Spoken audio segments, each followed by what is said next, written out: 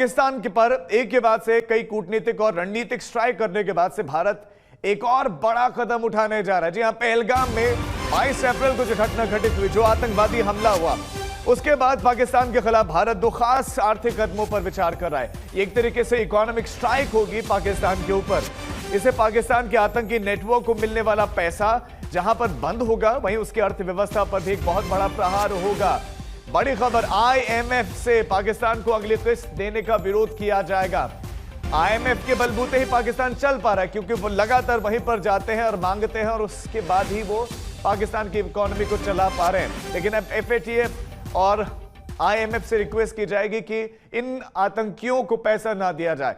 पहला कदम यही है कि भारत अब पाकिस्तान को एक बार फिर से एफएटीएफ की ग्रे लिस्ट में डलवाएगा।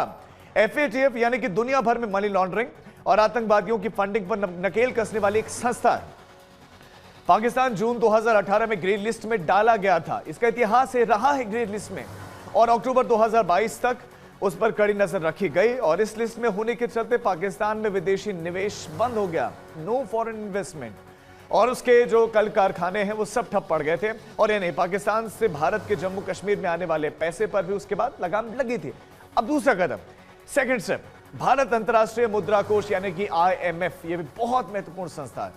आईएमएफ की ओर से पाकिस्तान को जो 7 अरब डॉलर का एक पैकेज मिल रहा है, सहायता राशि मिल रही है, उसका विरोध करें। यह पैकेज जुलाई 2024 में शुरू हुआ था और सूत्रों के मुताबिक भारत की आपत्ति उठाएगा कि पाकिस्तान इस फंड का इस्तेमाल आतंकी हमलों के लिए कर रहा है, जो कि वो कर रहा है, और भारत ये बताएगा।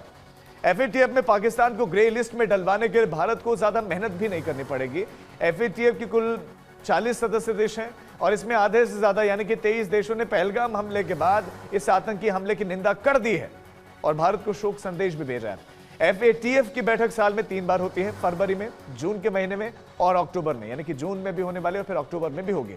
अगले महीने इसकी बैठक जो होगी उसमें भारत पाकिस्तान को फिर से ग्रे लिस्ट में डालने का दबाव बना सकता है। इसके अलावा भारत मई में होने वाली आईएमएफ बोर्ड की आगामी बैठक में भी पाकिस्तान के खिलाफ आपत्ति उठाने का विचार कर रहा है।